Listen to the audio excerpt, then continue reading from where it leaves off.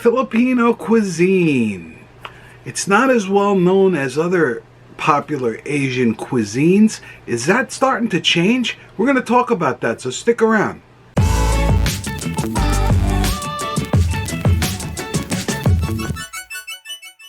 Hey guys, before we get on with today's video, got two favors. One, if you wouldn't mind, give the video a like, and two, subscribe if you haven't already. We really appreciate the support, and we thank you very much if you've subscribed already. Let's get on with the video. Hey, welcome back YouTube friends, USA to Philippines Life channel. Another day, another video with me, Mike, your host. Today we're going to be talking about Filipino food. And I've done a couple of videos about Filipino food. The videos about Filipino food seem to be popular. I think it's an interesting topic. A lot of people that are acquainted with Filipino food really love it or hate it. It's really a strange phenomena that I've noticed since I've discovered Philippine culture, and I've embraced it and fell in love with it, and I love Filipino food, but I realize that not everybody does. And also, I believe the way culturally in this country, sometimes the way some of the dishes one would need to require more of a taste for, like balut or durian. There's other things like the dried fish, the daing, stuff like that. I really don't like some of that stuff, but I just don't eat it. It doesn't make me hate Filipino food. It's like American food. I don't like all American food, and I really, I eat I eat what I like, So it's like that with anything. It's like Italian food. I was raised Italian. I'm Italian American. I don't love all Italian food. I like a lot of Italian food. I don't eat as much Italian food as I would like to. It's the same thing. But I think the way Filipino food, like we're watching Fear Factor lately. We get it on we have Pluto TV on our cable TV box. It's like embedded in the TV, so it's like a channel. And we also, if you have Samsung, you get that Samsung TV Plus on your Samsung Smart TV. They have Fear Factor on there. So I watched it in the 90s when it was new. I get a kick out of it. I haven't seen it in years. My wife's never seen it. We watch it all the time. But I've seen multiple episodes where balut was one of the gross things that the folks had to eat. And I just thought it was funny because, folks eat that. It's food, delicious food to some people, and yet, in the show, it's being used as something gross that people that are trying to win $50,000 have to eat. Definitely not one of the more gross things that they have to eat on that show. And I've seen them use durian too, which I thought was funny. I've not had the durian yet. But anyway, I came across this article on CNBC Travel. And CNBC is definitely not one of my go-to news sources. But being that it's not politics or anything like that, it caught my eye because it was about Filipino food. And I wanted to share it because I often wonder why Filipino food is not more mainstream. The title of this article, and again, as always, we'll put the article in the description, and I'm going to put a link to the playlist that I have, Filipino food playlist that I'm starting to build, that this video will be made a part of. I'm going to put that above so you can check out the other two videos that I did on Filipino food. Back to the article now. Why is Filipino food not more mainstream? So the title of the article that caught my eye here is Filipino cuisine isn't as well known as other Asian foods, but that's changing. So they say. So the article says, with some 12 million people across more than 100 countries, the Filipino diaspora is one of the largest in the world. Yet the food of the Philippines isn't as widely known as some Asian cuisines. Fans of the cuisine argue that adobo chicken or pork, braised in soy sauce, vinegar, garlic, peppercorn, should be as recognizable as pad thai, ramen, and shrimp dumplings. And I agree. Who doesn't love adobo?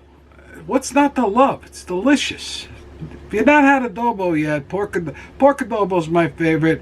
I'm not a fan of the chicken.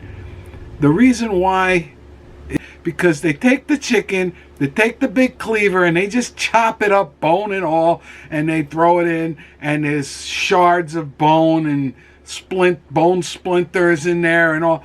But that's the style. They like that. When we do chicken adobo, and my wife just made some recently, she picks it out for me, and like, you know, here, you don't want that piece, it's too much. But she enjoys picking those bones clean. Now, Americans don't really like to pick bones.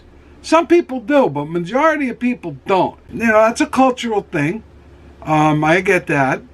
But, you know, it definitely is one of those things that culturally separate the U.S. and countries like the Philippines. So, yeah, we don't like the bones chopped up like that. Like, you want to make good adobo for an American chicken adobo, use boneless chicken breast and cut it up. We'll love that. So, I mean, these are ways that I see that you could make some Filipino food more appealing to Western cultures by doing things like that. It's authentic to just take the whole chicken and cut it up and just bang, bang, bang, bang, and cut up those pieces and have it with the bone splinters and all in there. But we Westerners, it's the same with fish. We don't like bones in our fish. We like filleted fish, right? Hey, if you like bones in your fish, like you like to pick through the fish and pick the bones out, I want to hear that in the comments, because if you're like me, nothing turns me off more than to eat fish and have bones in it. I like a nice clean filleted fish with no bones. That's just, maybe it's me, but and my wife makes fun of me with that. So back to the article. As more Filipino chefs gain international recognition, the popularity of Philippines cuisine is gaining traction. In 2015, Antonio's restaurant, helmed by Filipino Tony Boy Escalante, was the first restaurant in the Philippines to break into the world's 50 best list, debuting at number 48. How about that? In 2016, Bad Saint, the Washington, D.C. restaurant, launched by James Beard award-winning chef Tom Cunanan, was named second best restaurant in America by Bon Appetit magazine. That same year, Manila's Margarita Flores was honored as Asia's best female chef by the UK Best 50 organization. Yet insiders say struggles to popularize Filipino food comes from stereotypes abroad, as well as issues within the Philippines. From Manila to Miami and Paris, Cheryl Tew, a Manila-born food journalist and founder of the Miami-based events website Cross Cultures, attributes some of the problem to haya, meaning shame in Tagalog, the national language of the Philippines. So Cheryl Tew, chef, goes on to say, "We were colonized for so many years and we were made to think that anything imported was better. Thankfully, today's generation has been loud and proud about our heritage, and good on them, and they should be proud. Television hasn't been helpful either," Tew said. "We've also received so much bad press in the sense that some of our dishes were fear factorized, like I just said." She said many associate our food with that. So what was I just saying? Majority of Filipino food has a very particular taste between sweet, sour, and salty, said another chef, Shel Gonzalez. J.P. Anglo goes on to say, like many cuisines, the food of the Philippines has evolved for taste and necessity. Cooking with souring agents help preserve food in warm tropical climates. It's the same reason foods are fermented, dried, and pickled are common too. We get our souring flavors from fruits such as tamarind, batuan, and calamansi, or calamansi, as my wife says. I hear Westerners say calamansi. I tend to say it because I hear my wife calamansi. I think that's the correct way to say it, so I say it like a Filipino. By the way, I love calamansi.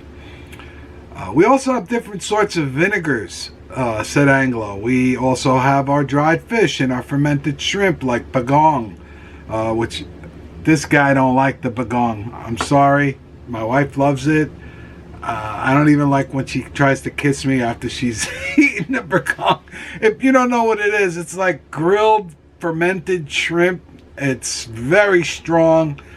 You might see people eat that like it's the flavor spectrum opposites. Like I've seen another popular vlogger from the Philippines. He likes to eat the green, like unripe mango, and eat it with the begong on it. My wife said that's very good to me, but you have that flavor.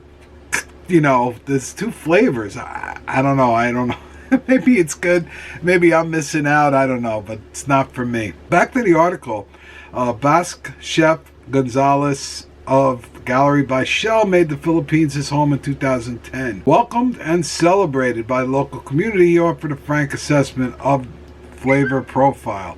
The majority of Filipino food has a very particular taste between sweet, sour, and salty, which we heard earlier. Sometimes, for us foreigners, it's very difficult to understand. With chefs like J.P. Anglo and Jordi Navarra, it's become more sophisticated and nuanced. Many islands, many influences, and this is true. You know, you won't find, as you travel around the Philippines, the way that the dishes are prepared is going to vary by geographics. And it's the same in the U.S. It's the same in Italy. You know, I know Italian people, their families came from northern Italy, and I've eaten their food, their sauce, and we call it sauce, not gravy, that goes on the pasta. That's a big debate.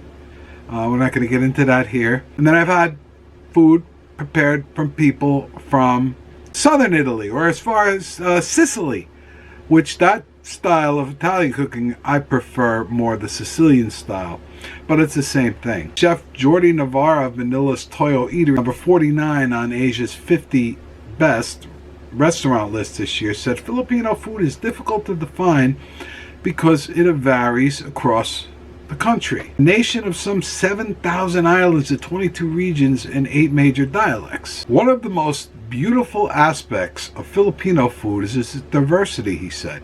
There are a variety of regions and islands that represent the food we eat all around the country. The more we learn and understand, the more we can express and share what we eat to the world and to each other. So I think it's pretty cool. And I really hope, and it says that history plays a role too.